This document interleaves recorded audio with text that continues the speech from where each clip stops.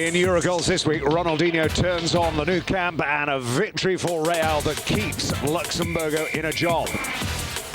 In Portugal, Porto failed to inspire. Sporting Lisbon celebrate a draw and Nuno Gomes nets his 9th of the season. In Holland, AZ notch up number 32 in terms of goals this season. One's enough for PSV again, and Blind's troubles escalate in Amsterdam. In France, Lyon remain 9 points clear. PSG slipped to defeat and Saint-Etienne climb up to 3rd. And finally, in Germany, Bayern come from behind to stay top. Bremen continue to bang in the goals. Another 4 today, and Hamburg defeats Schalke.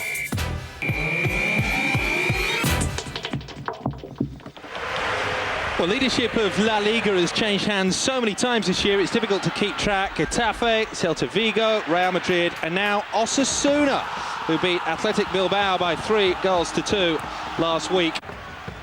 Double match day in terms of league action last week around Europe. Well, that was Raul Garcia making it 1-1. Savo Milosevic here,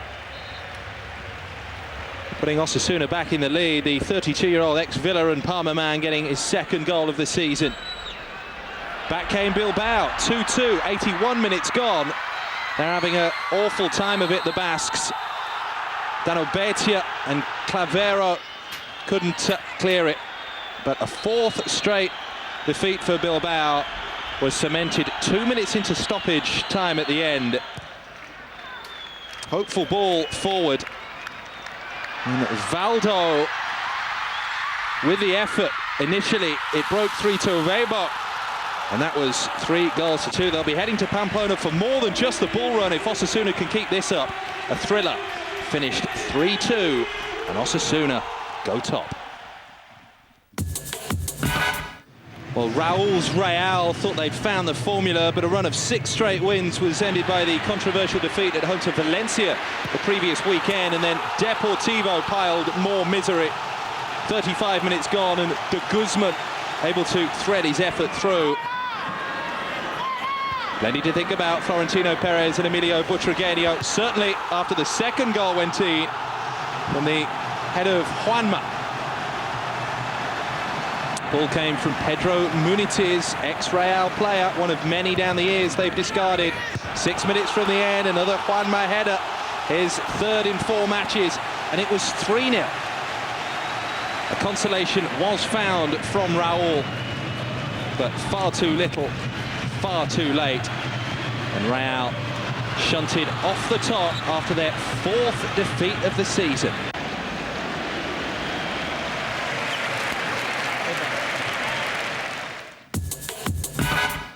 Well, how Frank Rijkaard must be lapping it up. All the signs were this Liga season that the roles would be reversed in terms of the balance of power between Barca and Real. Not here, though, although they did leave it late, Barca, against Malaga.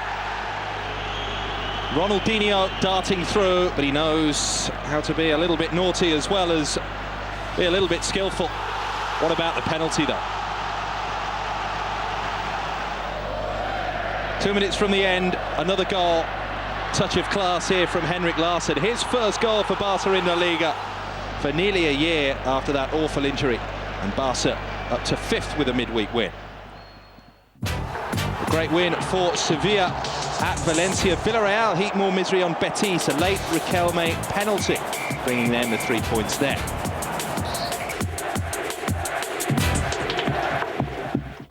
So what was going to give here? Mallorca had the joint worst defence in the league, 17 goals conceded. Sevilla had the best defence, just 5. Neither of them scored that many. Average 17 in 18 games. Here it was all over the place. Good technique initially by Canute there, who thought he'd just done enough in sliding that on the outside of his right foot. Now Jordi really does wallop this against the post. Very unlucky indeed, but should have done better.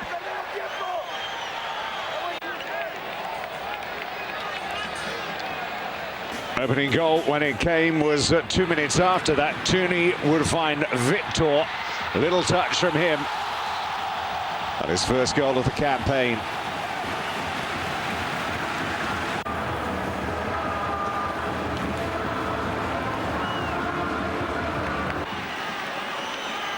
There's a red card to come following that. Navarro kicking out at Salas. The referee was perfectly positioned to see it and sent him off. It was a second yellow card, not a straight red.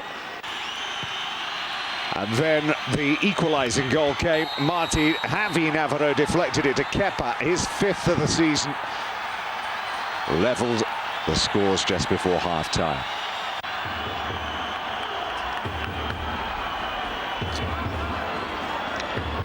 Not much to shout about in the second half. A great technique again by Freddie Canute here, but again he really should have scored the goal. He didn't, and it ended 1-1.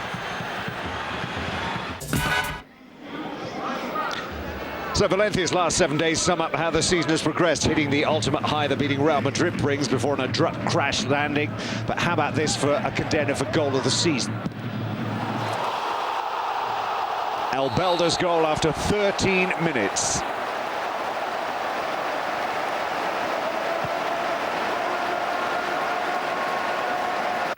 Well, Santander just 5 places off the bottom, but they'd only conceded 6 goals this season. They were very tight defensively.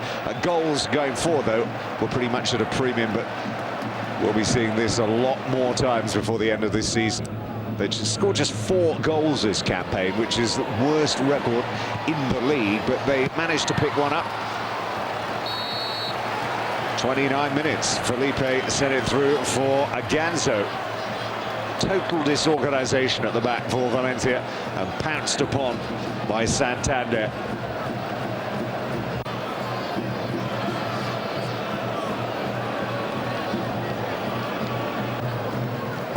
Now from this corner, the header of Vicente deflected by Villa onto the post. Well, that was the last of the decent chances in the game, and again a disappointing end here for Valencia. 1-1 the final score.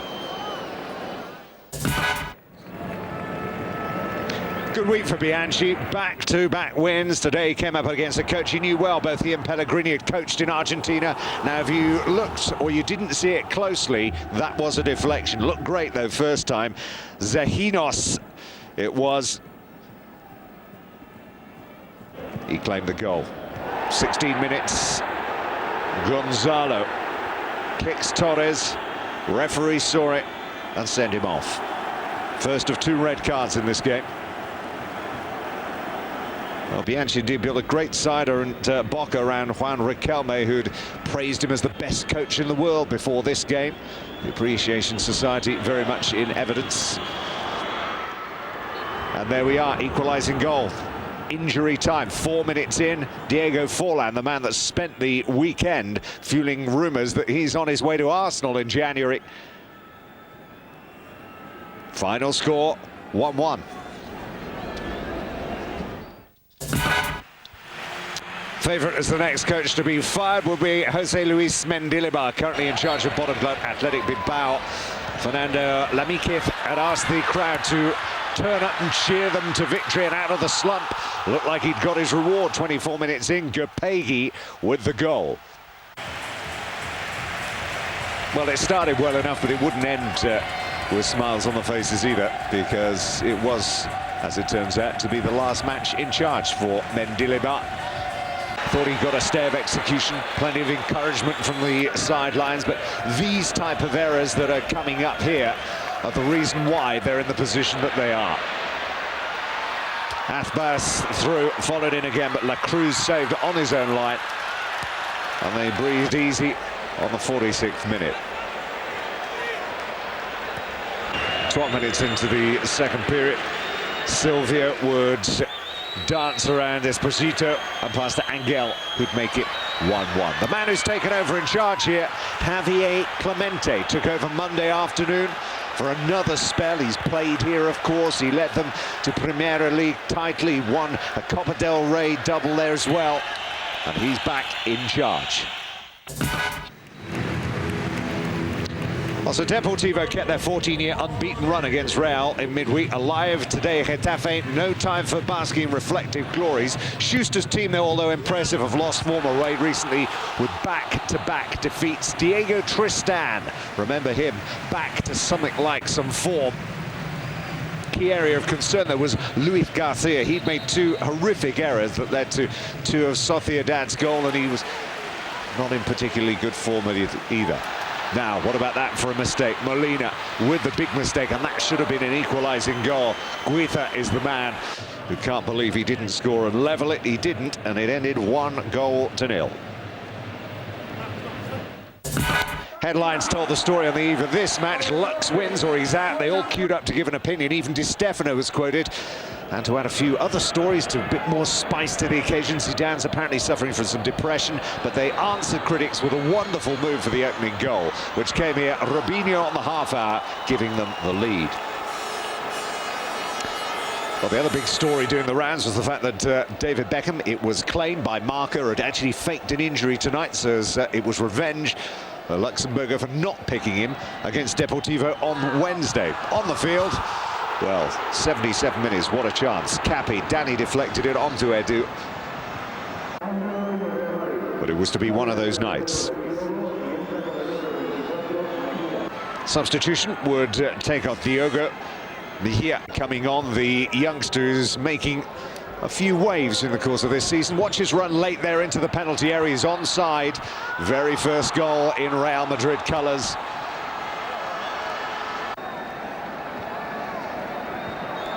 And for Real Madrid, a recovery from the miseries of the midweek. Final score, 2-0. Now, after resorting to a dive to get a breakthrough midweek, Barcelona's results supposedly tested here today. Risco, 19 minutes away from the season's clean sheet record at the start of play. He hadn't been beaten for 339 minutes. Casillas had the record. Wouldn't last that long, though. Mark van Bommel. Something he'd been testing in training. Said a few of them stay behind and worked on a few volleys and a few things for the weekend, and he came up with that one. This man's always got something ready to bring out every weekend. Ronaldinho, 36 minutes gone. Cruyff watching on, appreciative of the great Brazilian. And when he resorts to skill instead of trying to con referees, still one of the best, as he proves once again, right on the hour with his second goal of the game. Special night too for some old boys, Pigueristan and Jose Maria Becerra. Both played together at Sociedad before going to Barcelona as players, and now as sporting directors again at Sociedad and Barcelona. They were sat together in the stand. Only one of them, of course, was enjoying the fare on display. Carlos Puyol, what a fantastic goal there. Quarter of an hour before the end. Arango had been sent off in the 68th minute after a second yellow card for a foul on Iniesta. Henrik Larsson has been given until after the World Cup to decide whether he wants to play on for another season or retire. They'll be hoping he stays. It's his second goal in a matter of a few days. 5-0.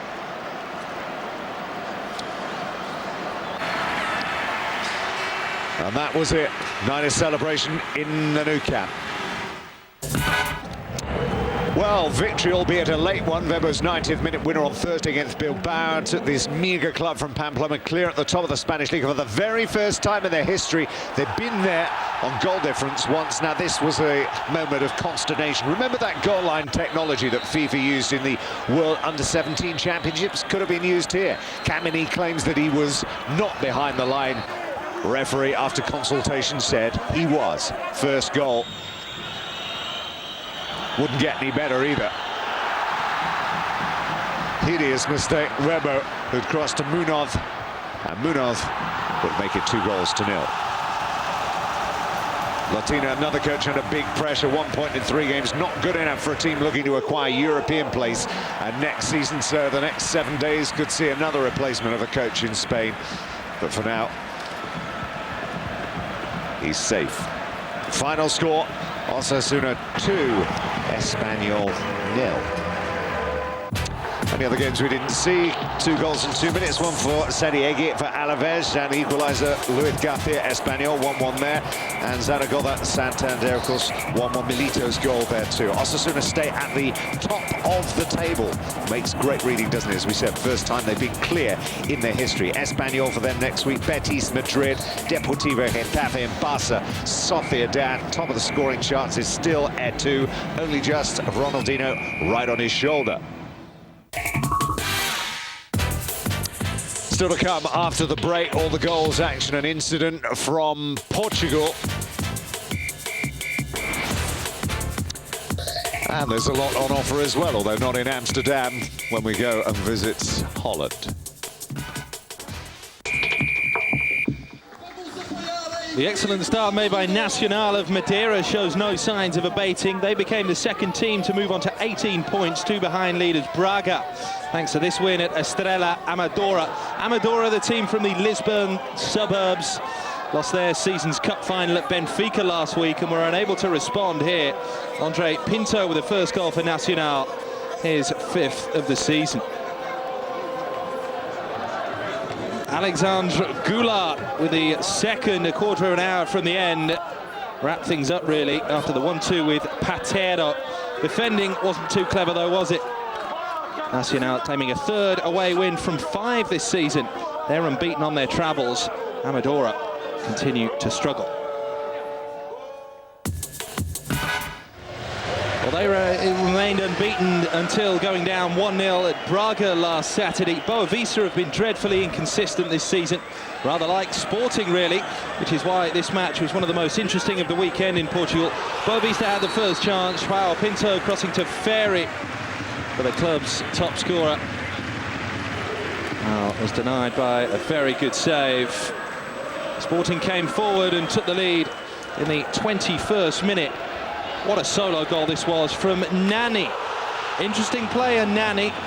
Just 18 years old from the Cape Verde Islands. Given his chance by the new coach, Paulo Bento, and how he was taking it here.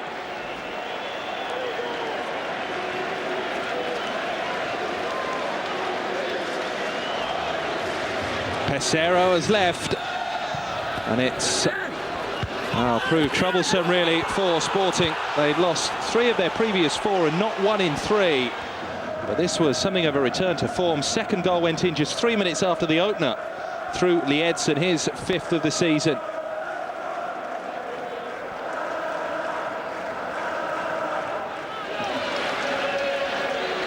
But right at the start of the second half, disaster. João Pinto just got a touch on it. Zé Manuel bent it in.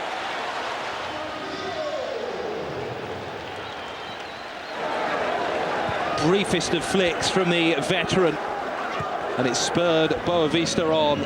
Zé Manuel wreaking havoc on the left again. His shot only parried, and in came Sousa for 2-2. And Sporting's poor away form continues, just 4 points on their travels all season. Threw away a win here. Take nothing away though from the shot that came in, resulting in the parry by Ricardo, and Sporting had to settle for just a point. Benfica have dragged themselves round after their worst ever start to a Superliga season and haven't lost in 6 matches now. A 6th straight win was just beyond them though at Naval. This match would have been one they'd have fully expected to win when the fixtures came out, but the promoted team have adapted to life in the top flight, their first season in the top flight, admirably. Petit, with the game's first opening, dragging the free kick wide. Porto, well, we'll see in a minute. Benfica here continue to go close. Nelson with the effort, just shaving the top of the crossbar there. And then 18 minutes from the end, Naval amazingly took the lead. Glauder on the right, and Bruno Fogazza would finish it off. Terrific season for Fogazza so far, his 6th goal in 8 matches. And in their short history, Naval were dreaming of a best ever win. 9 minutes from the end though, Benfica ground out an equaliser on a frankly awful pitch. Nuno Gomes would sweep home. What form he's in after that long barren spell. It's now 9 goals in just 8 games for the Superliga's top scorer. And at least they didn't lose here before the Champions League match with Villarreal in the week at the Luz, which if they win could all but book their qualification to the second round. Well, An embarrassing defeat saved here by the veteran Nuno Gomes. Might have enjoyed a winner as well. Nuno Gomes sent in Mantorras, but he was just off target.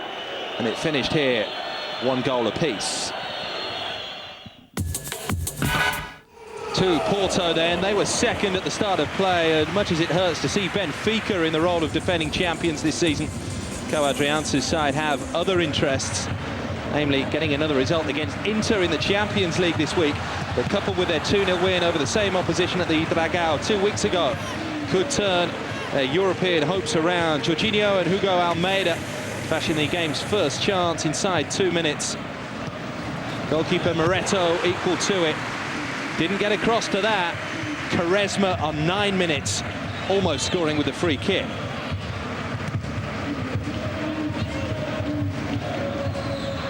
Well, Setúbal took time to get into this. Pretty much their only opening in the entire 90 minutes came from Adalto's free kick, which was claimed by Vitor Bahia.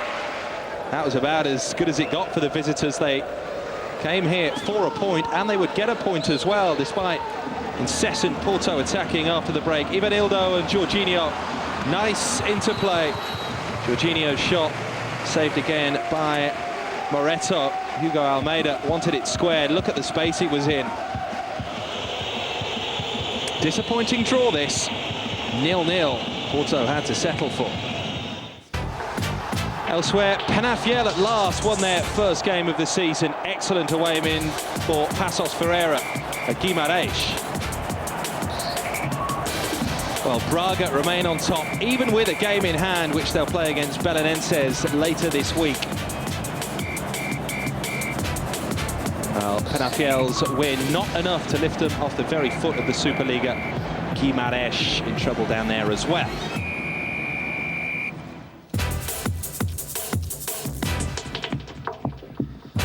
Well, Juve were looking for a record-equaling 10th straight win in Serie A, but it all went wrong at Milan. Juve were awful. Goals from Seedorf, Kaká and Pirlo beating the old lady. It doesn't knock them off the top, though, although the gap is down to just 2 points. And Fiorentina, who beat Cagliari, are up to 3rd. Well, at the bottom, it still looks very grim for Lecce, Cagliari and Treviso.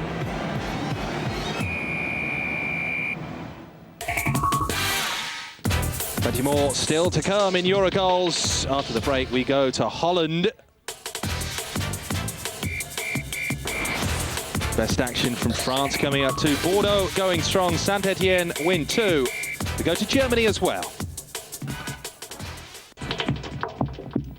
Same old song and dance played out in the arena. The amazing thing, 47,500 people turned out to see it. Blind is in trouble. There's no doubt that failure to make the Champions League this season will hasten his departure. They really did struggle all night here, and you can hear in the background the whistles building. Once again, they failed as well to finish 90 minutes without injuries. All 3 substitutes were used during the course of this game, which meant, again, a shuffling around of the pack. Johnny Heitinger over there on the right. Nigel de Jong on the back post, sliding in, missed the connection.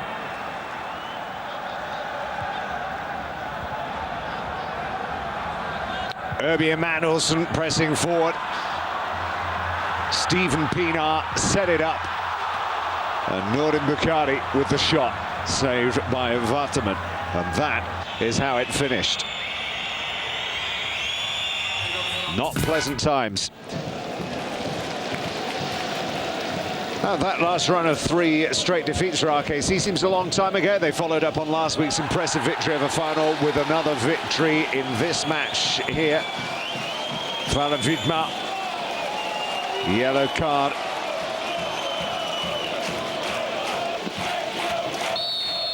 And from the penalty spot, up stepped Ricky Hugendorf. 7th goal of the season for him. Well, they had that run of 5 straight victories at the start of the season. Looks as if they could be to embark on another one of those runs here now. They were literally ripping through this opposition, and it was a real surprise at the other end when an equaliser went in familiar face there behind the white shirts, that of Pierre van Hooijdonk, only his second goal of the campaign, but matters back to normality in the second half. Zvuvelum to Martens, his cross will be met by Mullet.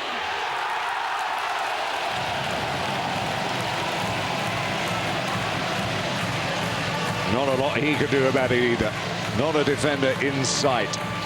They did press forward, though, looking for an equalising goal. They weren't going to get one because 5 minutes from time, all that pressing forward had left the inevitable gaps at the back.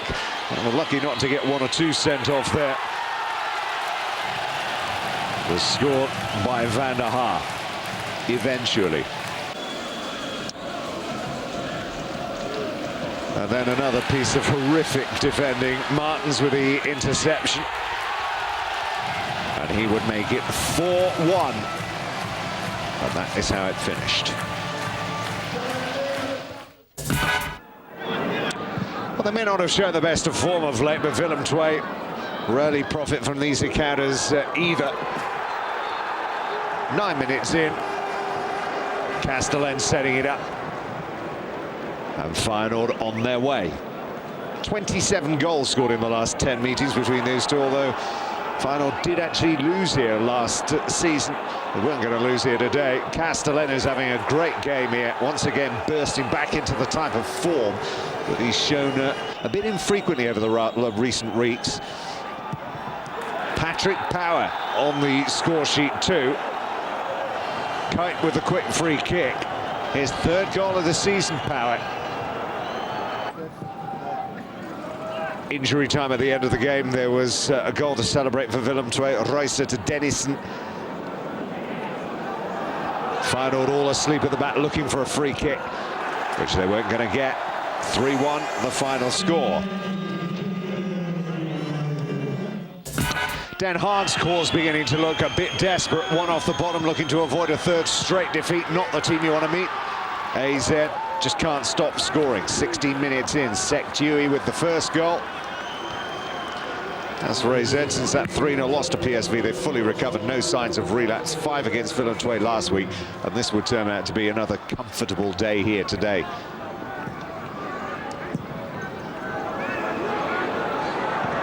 Arveladze was looking for another goal today. That partnership he's got with Kenneth Perez now just short, 1 short of 20 goals.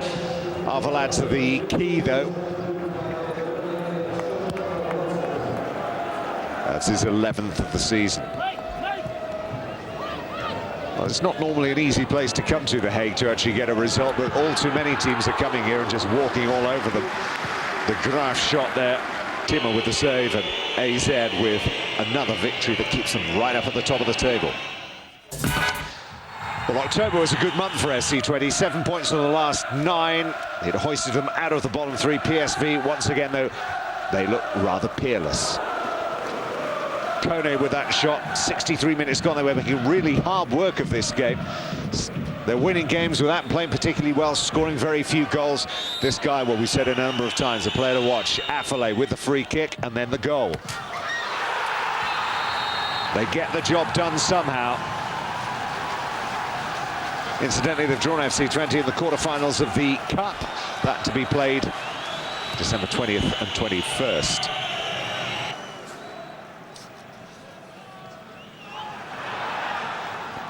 One chance before the end of the match came to Afonso, very nearly scored as well.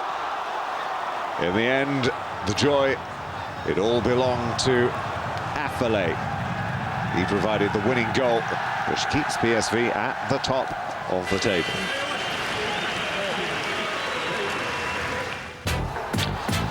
There we are, Vitesse the other side on the up. Another great performance from them. Dumont, 2 goals from Hersey, 2 from Amoa, gave them a 5-1 victory over Heracles. Top of the table though, PSV, 1 point in it from AZ and Feyenoord, sticking in there with RKC in 4th. Bit of a gap down there to 5th, and Ajax 10 points off the top. RBC, well, it's looking pretty miserable for them as well, isn't it? But Willem II still need to do some work, as do ADO.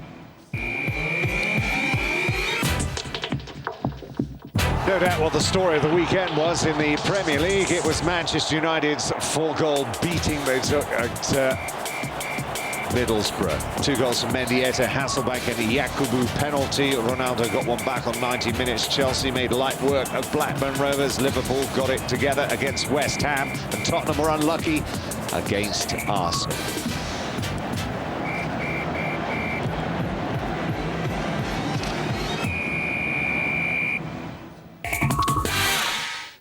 Coming up then after the break, we'll see if anybody's managed to peg back Lyon. And there's some goals and a lot of excitement in Germany.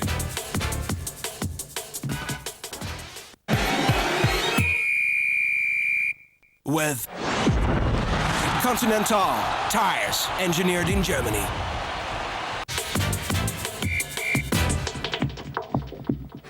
Worrying times for Carlo Molinari. We're not yet a third of the way through the season, but already his club Metz need nothing short of a miracle comeback to save them from the drop. Just 4 draws, 4 points from a possible 36 points, 12 matches ahead of the trip to Rennes, where the worrying statistics really for Joel Muller. Van Bay stopped Fry, but there was no stopping Rennes on 18 minutes. The Swiss striker Fry was the provider for John Utaka. And the Nigerian, the former Lens striker, scoring his first for 13 matches.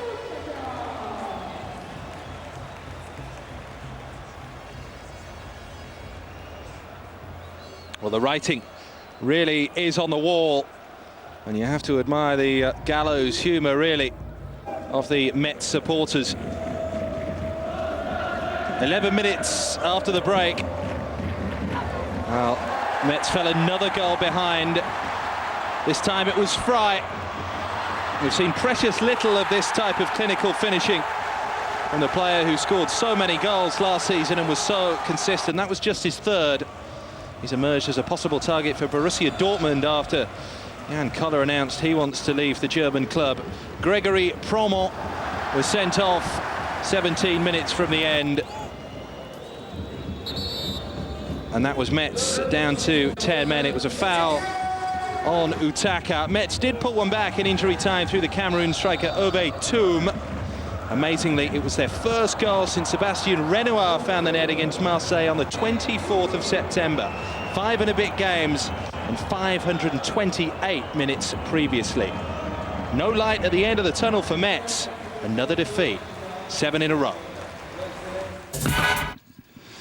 Well, the dramatic injury crisis at Monaco saw 2 20-year-old graduates from the academy, Olivier Vigneault and Nicolas Maurice Bellet, take the field against Ajaccio. Schilacci, Gigliotti, Evra, Cubillier, Roma, Adebayo and Capo all out for one reason or another. The 38th minute didn't seem to matter. Ernesto Chevanton, taking the pass from Maurice Bellet to score his second of the season. Not been a bad start for Monaco's new coach, the Italian Francesco Guidalin. What is worrying is that his strikers, if not being outscored, are at least being equalled by the defenders. That was Gal Givet, 20 minutes from the end, getting his second of the season. The same tally as Chevanton. Ajaccio rarely threatened. When they did, Varmus, the reserve goalkeeper, was equal to it, keeping out Rocky's free kick. And Monaco wrapped up the points with a third goal, 14 minutes from the end. Lobbed over by Placil. He was a substitute who had just come on for Chevanton and scored his first goal since January. And Monaco had a 3-0 victory. They're up to 7th. Ajaccio's good early season form rapidly turning to a distant memory. For Marseille, the glory days of the early 90s, pre-bribery scandal that is, will forever serve as the benchmark of what can be achieved at France's biggest stadium in front of France's most passionate supporters. Let's face it, at potentially France's biggest club. The inconsistency and underachievement that are dogging yet another season prove once more the plain fact that as a team these days, Marseille are ordinary at best. Christian Jimenez had 2 early opportunities that were not taken. Although didn't seem to matter really after 29 minutes when they did take the lead for sure. Ribéry and Lamouchi, and then Koke finish it off clinically. So much promise, but he rarely delivers, the 22-year-old Spaniard. Representative of his team as a whole, really. His first goal for 6 months. Didn't look too happy there, Jean Fernandez. He certainly wasn't here, as Musilu came close to an equaliser. That was in the 50th minute. Within seconds, they were getting an equaliser. Musilu holding it up, playing in Milenko Asimovic. Look at the defending. And that was 1-1. Well, Man United go to the Stade de France to face Lille in the Champions League this week. For Marseille, another what might have been afternoon. Well, a glance across at another former great, Saint-Etienne, would uncover another big club making rather better progress in terms of potential turning into reality. They weathered an early storm from winless Strasbourg at the Menot here. Jeannot saving from Salim Adash. And Elie Boat would have to rejig things when his lead striker Frédéric Piquillon went off injured with a muscle strain after half an hour. And on came 20-year-old Batafimbi Gomes to play up alongside Sébastien Mazur. Gomes was involved, supplying Fainduno, whose effort was just tipped round by Kassar. No scoring here until the 72nd minute, when Mazur played in Gomes. 6 goals on loan at Troyes to help them get promoted last year. Also goals the year before that in Saint-Etienne's promotion season back to Ligue 1. But this was his first ever goal in the top flight. Strasbourg would slip to victory again. Pagis missing a late chance. They still haven't won. Bordeaux are probably still drawing too many matches, but the real difference, the team steered by the Brazilian Ricardo, to those of his predecessors, is that they're actually winning most of the others. Here against Troyes was a case in point after back-to-back 1-1s with Sochaux and Toulouse. Jean-Claude Darcheville set them up for a better outcome with the opening goal on 7 minutes. Well, Bordeaux have only lost once this season under the former PSG and Brazil defender Ricardo. They would seal a win here 10 minutes after the break. Darcheville taking the free kick and scoring it. Still needs to up his overall tally. They were happy enough with him here. Bordeaux still going so strongly. Real contenders for a Champions League place this season.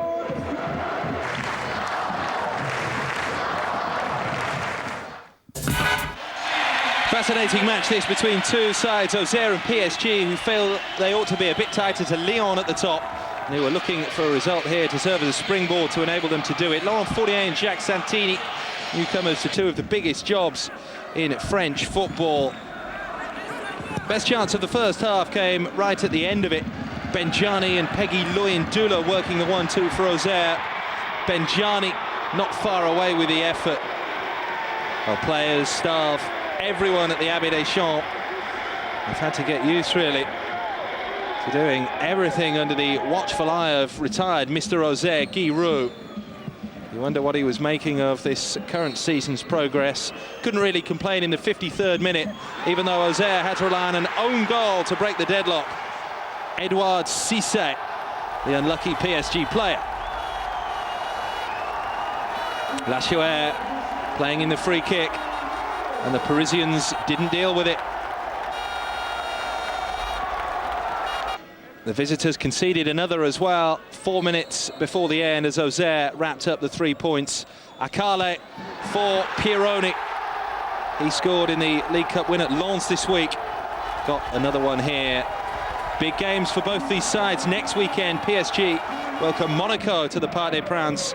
Auxerre go to Saint-Etienne. Excellent win for Auxerre here, 2-0. Well, discussion was the order of the day in Lyon as Raymond Domenech, the national team coach, arrived at the Stade Gerland to soften up the president, Jean-Michel Aulas, and coach Gérard Houllier. A week before, he wants their players to join up with the French squad. Houllier, after seeing Coupé saved from Sochaux's Zaïri in the very first minute, said he would only release the 9 wanted 3 days before the Martinique plane crash benefit match with Costa Rica. Well, Viltor denied by Richer. And again here, plenty of activity in the opening 12 minutes. It was a rather lopsided match.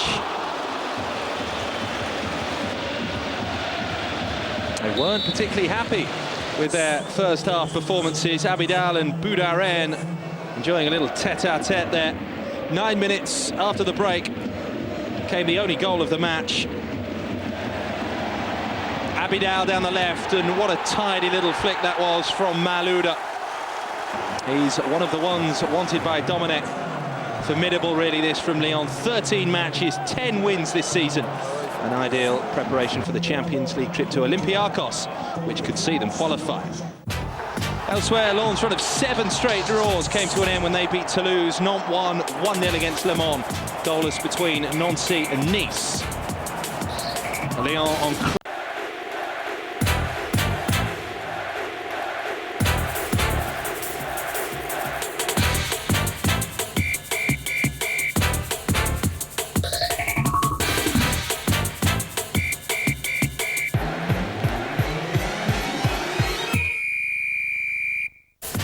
In Euro Goals this week, Ronaldinho turns on the new camp and a victory for Real that keeps Luxemburgo in a job. In Portugal, Porto fell to inspire. Sporting Lisbon celebrated draw and Nuno Gomes nets his 9th of the season. In Holland, AZ notch up number 32 in terms of goals this season. One's enough for PSV again, and Blind's troubles escalate in Amsterdam. In France, Lyon remain 9 points clear. PSG slipped to defeat and Saint Etienne climb up to 3rd.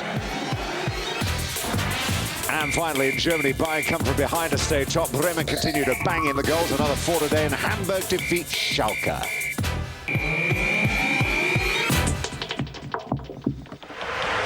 Well, leadership of La Liga has changed hands so many times this year, it's difficult to keep track. Getafe, Celta Vigo, Real Madrid, and now Osasuna, who beat Athletic Bilbao by 3-2 last week. Double match day in terms of league action last week around Europe.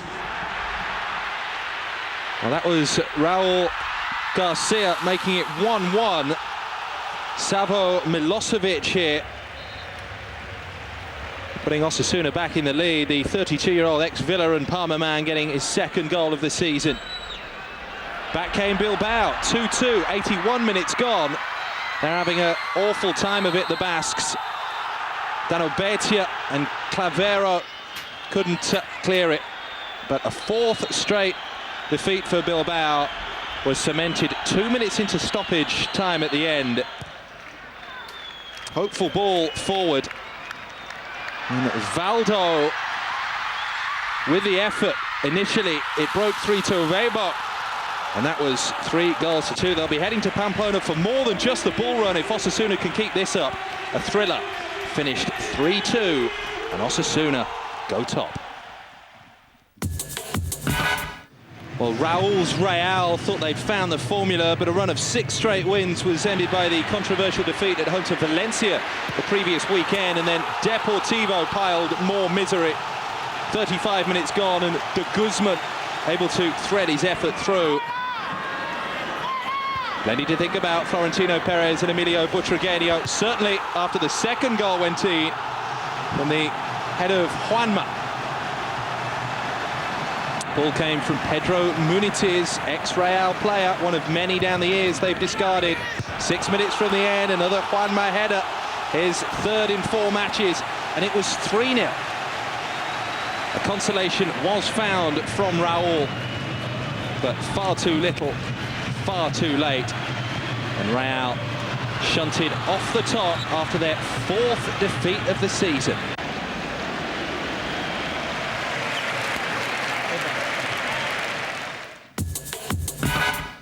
Well, how Frank Rijkaard must be lapping it up. All the signs were this Liga season that the roles would be reversed in terms of the balance of power between Barca and Real.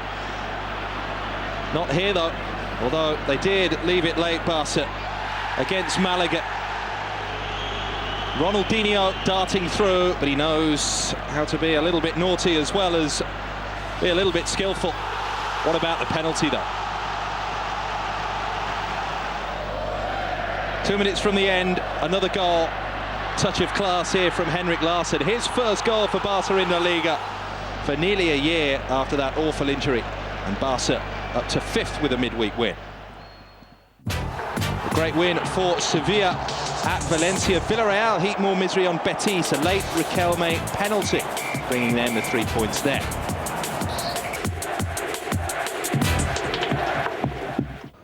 So what was going to give here? Mallorca had the joint worst defence in the league, 17 goals conceded. Sevilla had the best defence, just 5. Neither of them scored that many. Average 17 in 18 games. Here it was all over the place. Good technique initially by Canute there, who thought he'd just done enough in sliding that on the outside of his right foot. Now Jordi really does wallop this against the post. Very unlucky indeed, but should have done better.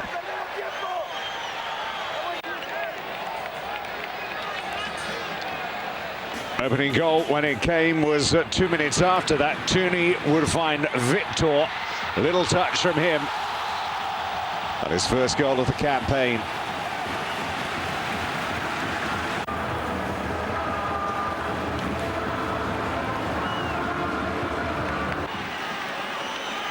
There's a red card to come following that. Navarro kicking out at Salas. The referee was perfectly positioned to see it and sent him off. It was a second yellow card, not a straight red. And then the equalising goal came. Javi Navarro deflected it to Kepa, his 5th of the season. Levelled the scores just before half-time.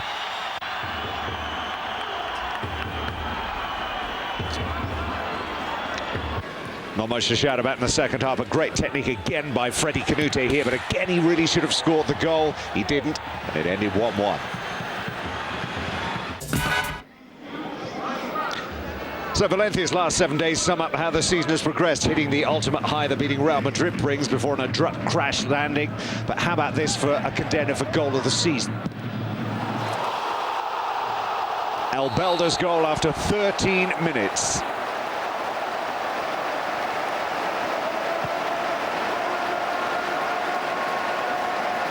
Well, Santander just 5 places off the bottom, but they'd only conceded 6 goals this season. They were very tight defensively. Goals going forward, though, were pretty much at a premium, but we'll be seeing this a lot more times before the end of this season. They scored just 4 goals this campaign, which is the worst record in the league, but they managed to pick one up. 29 minutes, Felipe sent it through for Aganzo. Total disorganisation at the back for Valencia and pounced upon by Santander.